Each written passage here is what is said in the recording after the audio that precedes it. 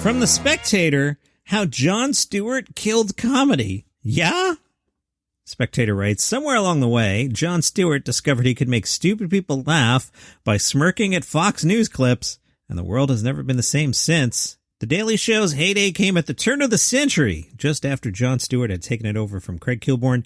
His approach back then wasn't so much activist as satirical, aping the corporate news and thereby exposing its stupidities and hypocrisies. Okay, yeah, that makes sense. The Daily Show was comedy done the hard way, not partisan dunks, but biting caricature and points made through mimicry.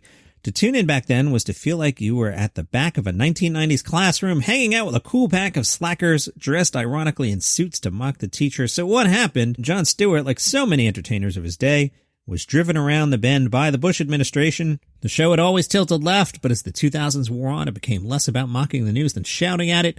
Stewart's solo segments were expanded. He became obsessed with Fox News, whose clips he aired often out of context. A brain-dead studio audience cackled anything he said. Democrats hailed the show as brilliant. In reality, it had grown predictable and stale. I'll chime in here. Except for the hilarious part. Yeah. You know, there's something to be said for predictable. Predictable's nice. Like, you hear me talk about David Letterman, come out, 2 jokes, talk to Paul Schaefer, sit at the desk, do a bit, have a guest. It's predictable. You listen to this show, most episodes, but not today, some late night jokes. Then I do the big news. As the show gets longer, I start to drift a little, talk about my friend Glenn. I try to get you to buy me a coffee at buymeacoffee.com/dailycomedynews. You know, and then at the end I do a little wacky story. There's a format. It's predictable. It's comfortable. There's nothing wrong with predictable, Mr. Spectator. For those of us who grew up with it, The Daily Show's deterioration felt like a genuine cultural loss. The issue wasn't that Stewart had become a prominent progressive voice.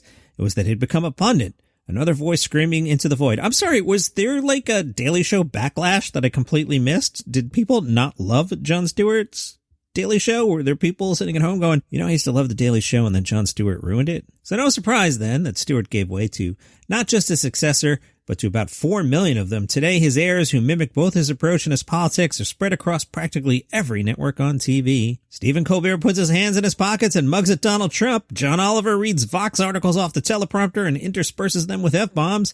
Sam B is so edgy as to sometimes even call Republicans racists. Jordan Klepper covers hot-button issues. And while he's never done a segment on mercy killings, his show recently underwent one. Ouch. None of these people are in any sense of the word interesting. Boy, Spectator, jeez. Why take your political opponents seriously when they can be so easily destroyed by a facial expression? Does this person not understand comedy? Let me just totally call timeout on this article here.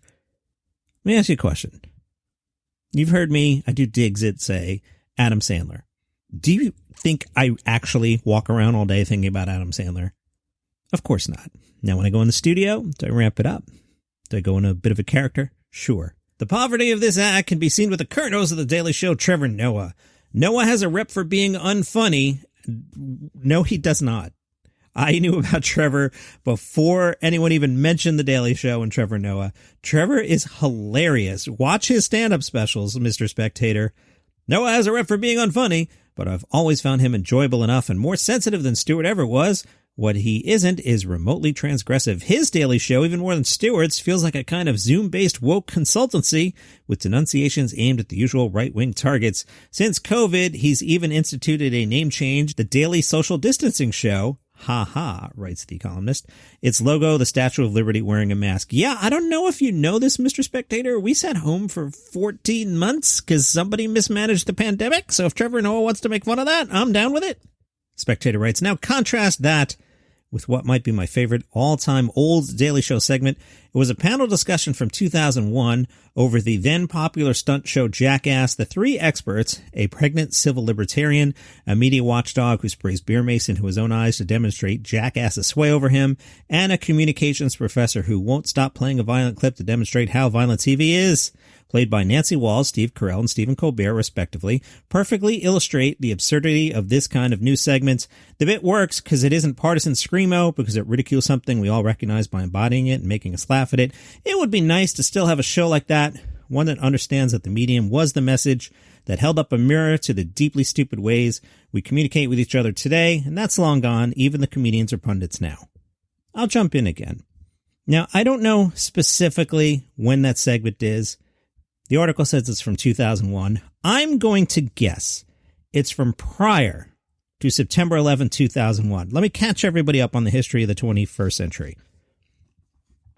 In 2001, President Bush was the president, and nothing was going on. It was very, very quiet. I worked in political talk radio at the time.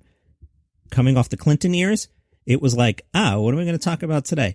Kind of like with Biden now, like, what are we going to make fun of?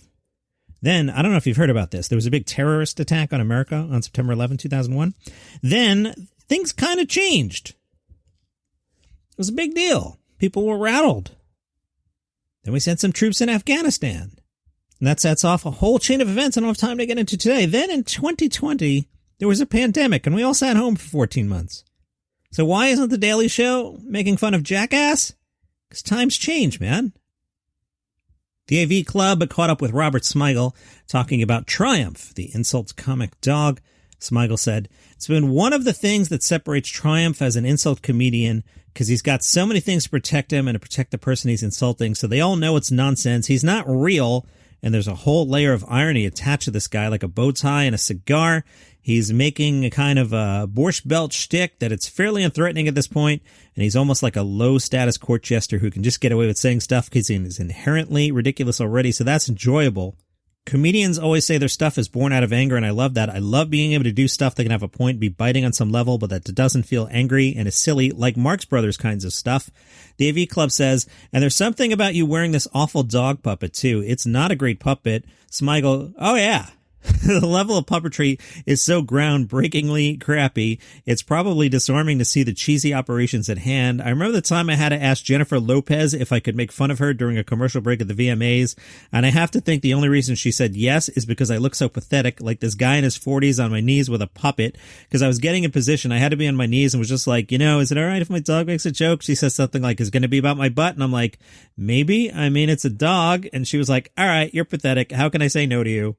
The AV Club said, what was the weirdest how did I get here moment you've had? Smigel, I'd have to say when Ted Cruz wanted to talk to Triumph, I had no expectation that would happen. I did a piece for Colbert a couple years ago where Beto O'Rourke was running against Cruz, and the piece was meant to run the night before the midterms.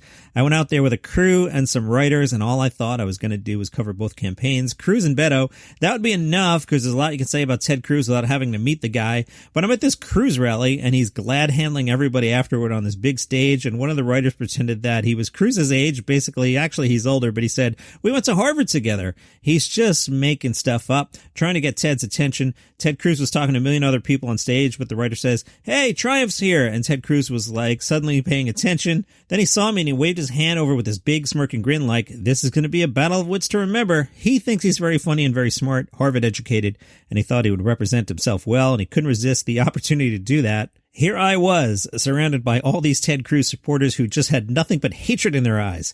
And then there's Ted Cruz. Somehow he threw me a softball that probably got the biggest response either ever got. It was a catharsis in itself in the theater. It was an exchange where Cruz thought he had checkmated me because he said, just remember, it was the Democrats who had you neutered. And everyone around him chuckled heartily. He is literally giggling like a schoolgirl because he made a funny, but thankfully it was kind of a softball. I was like, yes, I support spaying and neutering just like Trump did to you. He literally went dough just like Homer Simpson. I'll tell you about another one really quick. It was a couple of years earlier. We're in New Hampshire. We're doing this ridiculous piece about Chris Christie. I decided to cover Iowa and New Hampshire because I thought it would be fascinating because you have such access to candidates because they're going to coffee shops and diners.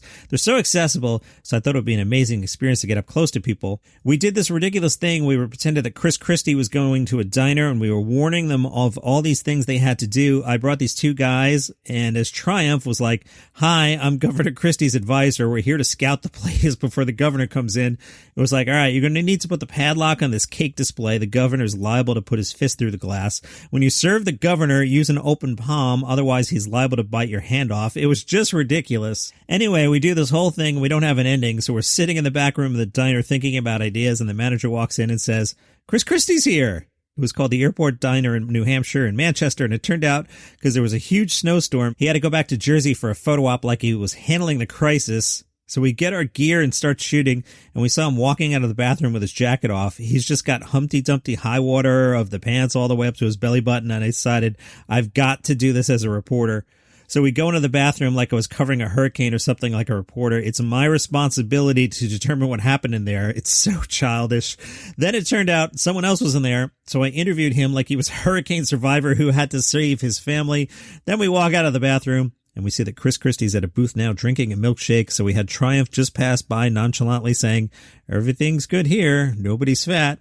And that was the ending. It was amazing.